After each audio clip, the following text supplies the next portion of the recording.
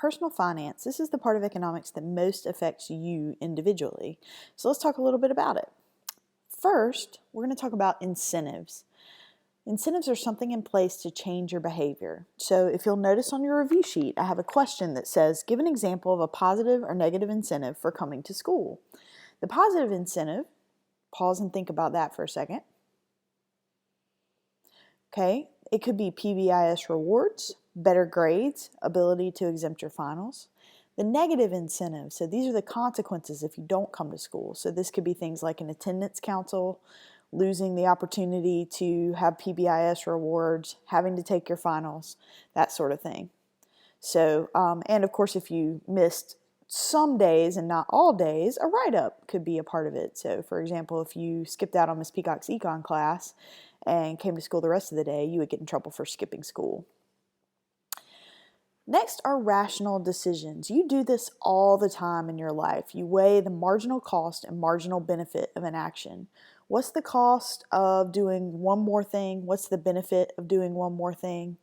And you decide to do the thing that you feel like is going to benefit you the most. So the definition of rational decisions is marginal benefits that equal or exceed your marginal cost. So my question here, how do you spend $20? A movie or music purchases? You could buy approximately 2 albums on iTunes, or you could take that money and maybe take someone to the movies or go to the movies and get yourself some popcorn and that sort of thing.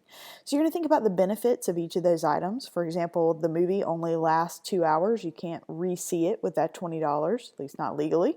And the cost, of course, is giving up the music that you would get from the iTunes store. Your marginal cost or marginal benefit of the music would be the fact that you can listen to it, multiple times, and your cost will be not going to see the movie.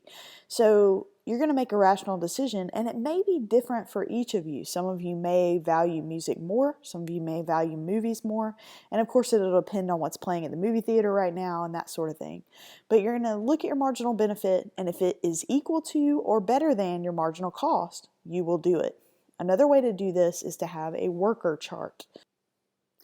And on your worker chart, you will have the number of workers that you've got, and then the marginal cost of each worker. Here we'd say about minimum wage, and the marginal benefit each worker brings to you. So the worker at $7.50 an hour the first worker can bring you $20 worth of goods that you can sell. The second worker only brings 10, this idea of diminishing marginal return. So when you add a second worker to the kitchen, they may lower the amount that you can make. The third worker brings $8 and the fourth worker brings $6. Well, we're looking at the marginal benefit. How much does each additional worker bring to the table? And here, you notice that it keeps getting smaller, but if the worker brings more than it costs to bring them to the table, you should hire that worker. So the question is, where should you stop? And the answer is you should stop at worker number 3 because they bring in more than it costs you, even though it's a little bit more. The other catch is it might be equal. If they bring in the same amount, you might as well stop there because think about it, on a big scale of businesses, sometimes it's hard to tell exactly where to stop. So if you stop where your marginal cost equals your marginal benefit, you've gotten all the possible benefit you could, and that last worker doesn't really hurt or help you. Obviously, you shouldn't hire a worker 4 because that worker is costing you money. You pay $7.50 for that worker, but he or she can only produce $6 worth of product. Classic problem that we've seen several times, and this is a problem looking at how to spend and save money. So when you've got a problem like this, you want to see how much this person is taking out. So take a moment, get your calculator out, and take this person's gross income and find out how much they have left at the end of the month. So give you a minute to do that and pause the video.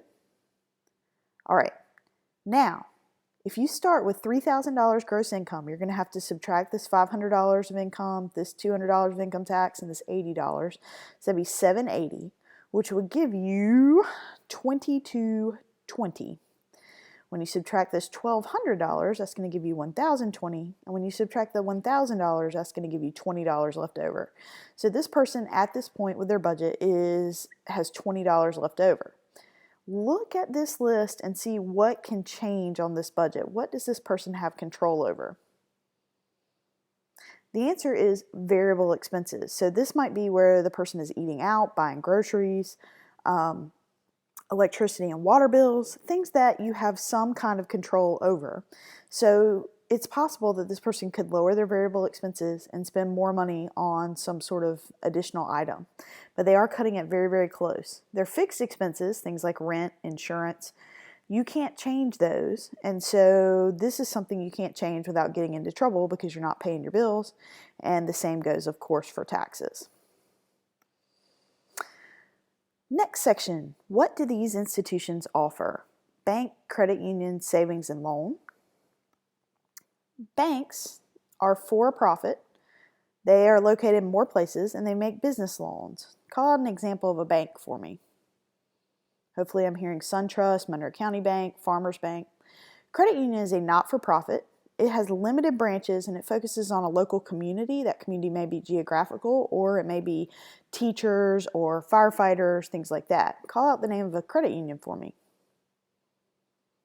Hopefully I'm hearing Robbins Federal, the Justice Credit Union, and so on. Savings and loans exist to make mortgages and consumer loans, not business loans. They actually are pretty defunct at this point, but they're still in the standards. So here, same idea. I can't really name any because we don't have any in this area. All right. Next question. Why do banks charge more for loans than they pay out for savings? Turn to a partner and answer this question. The answer is that they want to make a profit. So they're going to charge more when you get a loan for your car than they pay you when you put money in the bank. And both of these loan rates are exceptionally low right now because the economy has not been in good shape for many, many years. What pays more in return? So taking a look at these, which thing is going to make you the most money? Hopefully you noticed that a stock is going to make you the most money, followed by bonds. Mutual funds can be kind of anywhere along the spectrum, and the savings account is going to make you the least. The higher the risk, the higher the return. How much do you get if you have stock in a company and that company goes under? Or a bank? Or a local government? That's right, $0. Bonds get paid back a little bit faster, and they pay at a set rate. So where a stock might pay you sometimes, but not pay if the company's doing poorly, a bond should always pay if the company is solvent. So they're less risky, and therefore their return is less, although they are rated. Some bonds are safer than others. I'd invest in, say, City of Atlanta before I invested in City of Detroit. Mutual fund is a mix, usually of stocks, but often of bonds as well. And so these spread your risk around. So if one stock goes under, your mutual fund's not going to go under. And finally, a savings account.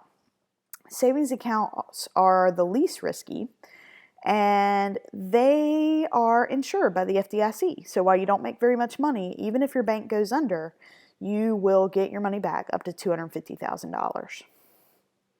What are stocks, bonds, and mutual funds? Well, here's the definitions. Stocks are part ownership in a company, they pay dividends, and they can be sold. Bonds are a loan to a company or a government, and they're paid back with interest. And finally, mutual funds are a mixture of stocks or bonds, and they're managed by an investment company that charges fees. So this, you pay for someone to make the decisions for you. These you can buy individually, okay? And the riskiest one, of course, would be your stock, because any profits go away if the company goes under. But if your stock does really well, you do really well. So there's a high chance of reward if things go well. The Fed buys bonds, the Fed lowers the discount rate, and the Fed lowers the reserve ratio. Or what type of policy by the Fed? Expansionary or contractionary? Hopefully you answered expansionary. All three of these things will put money into the economy. And because of that, more money supply will lead to inflation and lower interest rates. The lower interest rates means that you will borrow more money and it'll be cheaper, so you're more likely to spend money. You're not going to get paid as much on savings accounts, but you will benefit from low interest rates in the market. So monetary policy affects you in that sense. The other goal here is if there's more borrowing, businesses hopefully are borrowing and expanding their business, and hopefully that'll lower unemployment rates, which means it'll be easier for you to get a job. The other thing that we think about, though, with unemployment rates is inflation. If we put more money out there, remember our activity with the plastic markers, when I put more money out in the economy, the price of our candy bar that we were auctioning off in class went up. So this is going to, of course, lead to inflation. So higher inflation, lower unemployment, more borrowing, less saving. That's how it'll affect you. Conversely, if the Fed were to sell bonds, raise the discount rate, raise the reserve ratio, then that would be contractionary policy, and that would restrict the money supply. Inflation rates are going to slow. Interest rates will go up because banks will need to sort of encourage you to put money into the bank rather than spend it. If you feel like prices are going up, you're going to try to buy things a little quicker. And you're less likely to borrow at higher interest rates, so that should raise the rate of unemployment. So here you have the example of expansionary. Contractionary, of course, would be the opposite. Who benefits from inflation? Well, the biggest group are people who are borrowing at fixed rates. So someone who is borrowing money from for a college loan, and that rate is the same no matter what, is going to really benefit from inflation because that loan is not going to increase while hopefully their salary will increase. Who loses from inflation? People on fixed incomes and banks with fixed rate loans. So if your grandma has a pension and that pension doesn't change with the rate of inflation, then things are going to get more costly while her income is not going to change for years and years. Banks that have fixed rate loans are also going to lose because while they are bringing in money, that money doesn't, you're going to need to lend more out to buy the same stuff. So those banks are going to be in bad shape. Another group to think about for inflation is a group that's neutral. That would be people with adjustable rate loans like banks or potentially individuals, and also people with cost of living adjustments. Both of those folks should be kind of inflation neutral. The loans will continue to pile up, but it'll be at about the same percentage of their income. And people who get more income when inflation happens aren't going to be so hurt at the grocery store. All right, different types of taxes. We have 3. Progressive is our income tax, and that means the more you make, the higher percentage is taken from your income. Regressive actually charges more, a higher percentage, the less you make. And finally, proportional. This is going to charge an equal percentage to everyone across all income groups. So that would be a sales tax. Sales taxes are often, even though they're proportional taxes, they're often called regressive. Take a look at this chart. Bill Gates here makes $3 million, while a Walmart cashier makes $20,000. Bill Gates only consumes $1 million of income, or 1/3 of his income, while this Walmart cashier, in order to pay rent and make the bills and feed himself or herself, has to spend $19,000 of their income. So the percentage of their income that is consumed is very different. Bill Gates saves $2 million and doesn't have to pay any kind of sales tax on that. This Walmart cashier can only save $1,000 and ends up paying sales tax on much of the rest of that. So the Walmart cashier spends $19,000 of their income, or 95%. They only pay $950 in sales tax versus Bill Gates, who's paying $50,000 in sales tax. But it's only 2% of Bill Gates' income that he's spending, while the Walmart cashier is actually spending 5% of his or her income on this. So if a tax is harder on the poor, it's called regressive. It could be that the percentage is higher, or it could be because the poor have to consume more of their income than the rich that the tax ends up being harder.